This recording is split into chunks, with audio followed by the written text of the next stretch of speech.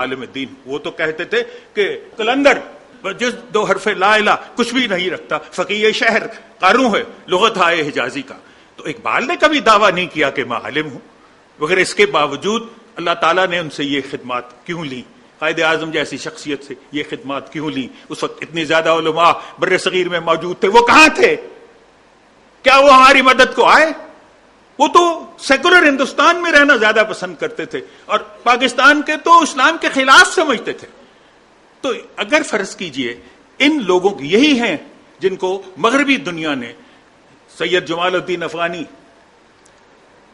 سر سید احمد خان، حضرت علامہ اقبال، حضرت قائد اعظم، ان ساری شخصیتوں کو جن کی طفیل ہم اس وقت آزاد ہیں اور یہ خیالات کا اظہار یہاں کر رہے ہیں، ان کی طفیل یہ ملک وجود میں آیا اور اللہ تعالیٰ نے انہی ہستیوں سے ہمارے لیے کام لیا. تو اب بات میں جدید جو اعتدال پسندی یا کہہ لیجئے روشن خیالی ہے اس کا ذکر بعد میں کروں گا.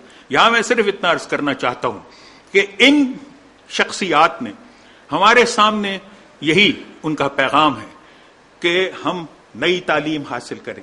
سائنسی علوم، علامہ اقبال تو کہتے ہیں کہ سائنس کے موضوعات میں دلچسپی لینا، نیچر میں دلچسپی لینا ہے، وہ بجائے خود ایک قسم کی عبادت ہے. سائنس کے علوم میں ترقی حاصل کرنا، ٹیکنالوجی کے علوم میں ترقی حاصل کرنا اقبال کے نزدیک تو عبادت سے کم نہیں. اور اسی وجہ سے تاکہ ہم دنیا میں آگے بڑھیں، اگر چاند تک کوئی اور کافر پہنچ سکتے ہیں تو آپ کو یہ اہلیت نہیں ہے کہ آپ اتنی ترقی کر سکیں کہ چاند تک پہنچ سکیں. اور اب بھی اگر فرض کیجئے جو ہمارا ایمپائر، لاسٹ ایمپائر تھا، آل عثمان کا جو لاسٹ ایمپائر تھا، وہ اگر قائم رہتا، اگر ہم نگاہ رکھتے کہ دوسری اقوام کس طرح ترقی کر رہی ہیں، تو یقینی امر ہے کہ یہ مسلمانوں کا امپائر فیل نہ ہوتا اور آج بھی ہم دنیا میں سربلندی سے پھر سکتے، ہم بھی اسی طرح پاورفل ہوتے جیسے یورپین اقوام پاور ہے. آپ نے ہمیشہ ہمیں ڈرایا کہ بھئی الحاد آپ ملحد ہو جاؤ گے، آپ آگے نہیں قدم اٹھا سکتے، ملحد ہو جاؤ گے. ہمیں ہمیشہ وہ بتاتے رہے کہ جو اسلام میں رستے بند ہیں، ہمیں یہ نہیں بتاتے رہے کہ کون سے رستے کھلے ہیں، ہم کس طرح جائیں، دنیا میں ترقی کس طرح کریں. اب یہ مصائب ہیں جن سے ہمیں دوچار ہونا پڑا اور ہمیں علماء حضرات نے لیٹ ڈاؤن کیا.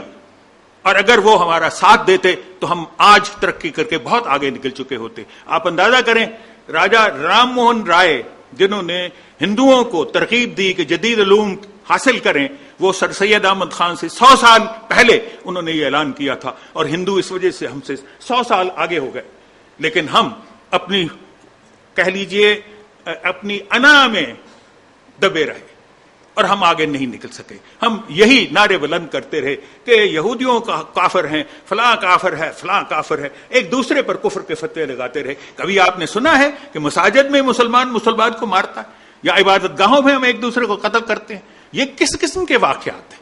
یہ کس قسم کا اسلام ہے؟ ہم باقی دنیا کے سامنے کیا نقشہ پیش کر رہے ہیں؟ تو اب یہ حقائق ہیں جن سے روشناس ہونے کی ضرورت ہے. جہاں تک اعتدال پسندی یا کہہ لیں اعتدال پسندی کی تو اصطلاحی بے معنی ہے، چونکہ اعتدال پسندی کا تو ذکر کہہ لیجئے شدت پسندی کے ساتھ آتا ہے.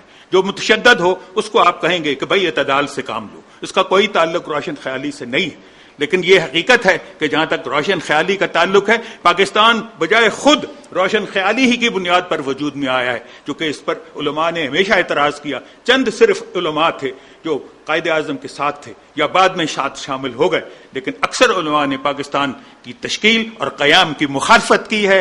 اور ہم سب جانتے ہیں، جو حقائق سے واقف ہیں ان کو پورا علم ہے کہ انہوں نے جس وقت ہمیں سب سے زیادہ ان کی ضرورت تھی انہوں نے ہمارا ساتھ نہیں دیا تھا.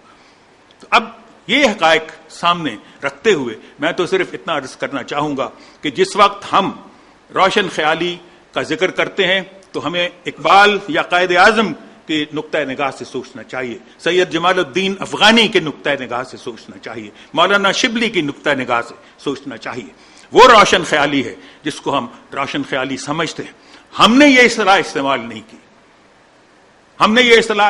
نہیں کی، لیکن جنہوں نے یہ اصطلاح استعمال کی ہے ہم نے اس کو اس لیے قبول کر لیا ہے چونکہ انہوں نے ہمارے لیے یہ اصطلاح ترتیب دے دی. لیکن جہاں تک میری تحقیق کا تعلق ہے، میں نے اپنی جو بھی تحریریں کی ہیں ان میں 3 اصطلاحیں استعمال کرتا رہا ہوں۔ روشن خیالی کی بجائے میں سمجھتا ہوں کہ یہ ایک انداز فکر تھا دنیا اسلام میں جس کو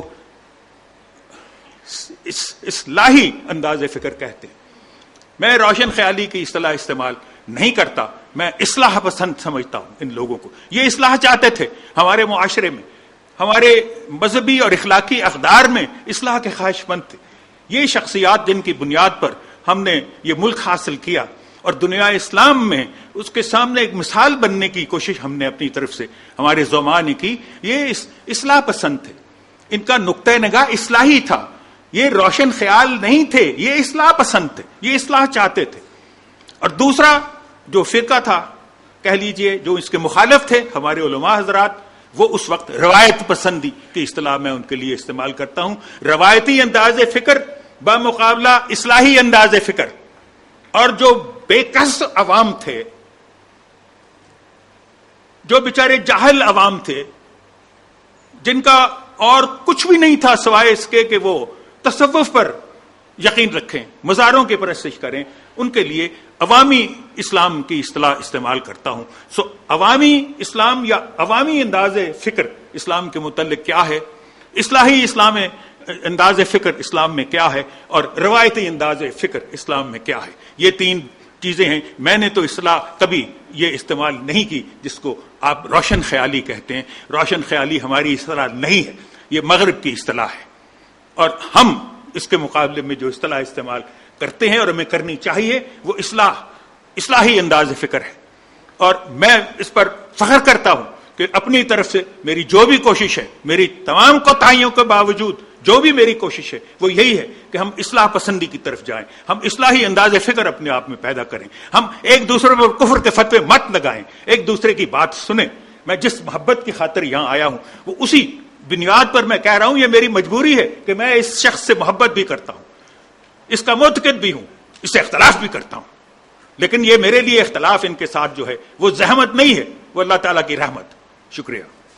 یہ مختصر سا اقتباس میں پڑھنا چاہتا تھا لیکن جوش خطابت میں مجھ سے رہ گیا ہے۔ یہ فرماتے ہیں، یہ کوٹیشن ہے ریکنسٹرکشن لیکچرز میں سے ہی، اور یہ بڑی واضح کوٹیشن ہے۔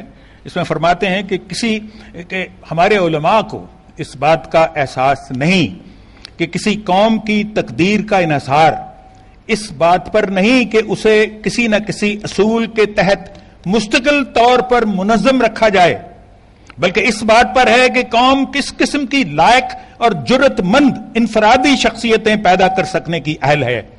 ایک ایسے معاشرے میں جہاں محض تنظیم ہی پر زور دیا جائے فرد کی اہمیت ختم ہو جاتی ہے۔ وہ اپنے ماحول کے معاشرتی فکر کی دولت تو حاصل کر لیتا ہے مگر وہ اپنی ذاتی اجتہادی روح گنوا بیٹھتا ہے۔ پس اپنی گزشتہ تاریخ کا جھوٹا احترام اور اس کی مصنوعی احیاء کسی قوم کے زوال کو نہیں روک سکتے۔ تاریخ کا سبق یہی ہے کہ ایسے نظریات جنہیں کسی قوم نے خود متروک قرار دیا ہو اس قوم میں کبھی قوت حاصل نہیں کر سکتے۔ کسی قوم کے زوال کو روکنے کے لیے جس قوت کی ضرورت ہے وہ آزاد، نڈر اور خود شناس افراد کی پیدائش، پرورش اور حوصلہ افزائی ہے۔ وہی افراد زندگی کی گہرائیوں کا انکشاف کرنے کی اہلیت رکھتے ہیں اور ایسے معیار دریافت کر سکتے ہیں جن کی روشنی میں ہم یہ دیکھنے کے قابل ہو جائیں کہ ہمارے گرد و نواح کی حیثیت دائمی نہیں بلکہ انہیں بدلا بھی جا سکتا ہے۔ شکریہ۔ ڈاکٹر جاوید اقبال اپنے خیالات کا اظہار فرما رہے تھے۔ ایک آسان فیصلہ آپ پر چھوڑ رہا ہوں، یہ فیصلے کا اعلان نہ کریں، اسے محفوظ کر لیں۔ وہ مسئلہ یہ ہے کہ ڈاکٹر شاہد مسعود کو لوگ ARY کی وجہ سے پہچانتے ہیں یا ARY کو لوگ ڈاکٹر شاہد مسعود کی وجہ سے سنتے اور جانتے ہیں۔ میں اپنے محترم مہمان کو خطاب کی دعوت دیتا ہوں اور ان کا شکریہ ادا کرتا ہوں کہ بڑی دور سے ہماری اس درخواست پر تشریف لائیں۔ ڈاکٹر شاہد مسعود۔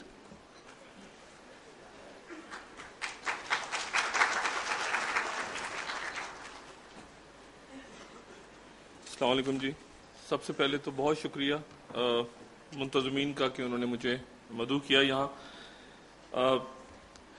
سفر بہت زیادہ کیا ہے پچھلے چند روز میں، سفر انگلش کا بھی اور اردو کا بھی. اسلام آباد سے ڈیرہ بگٹی اور